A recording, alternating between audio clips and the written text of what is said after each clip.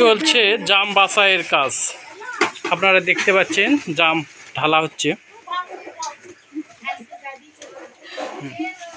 জাম জাম প্রথমে পাড়া হয়, এরপরে লাল জাম, পচা জাম, পাকা বেশি পাকা জাম সেগুলো আলাদাভাবে আলাদা সাইড করা হয়।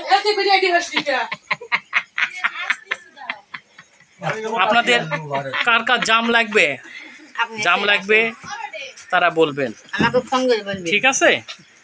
জাম বাছাই করতেছে এটা Parvez, S M Parvez, S M Jamal, এবং সাথে আছে আমার ভাবি, আম্মা, ঠিক আছে, ভাতিজা, এটা বাবা।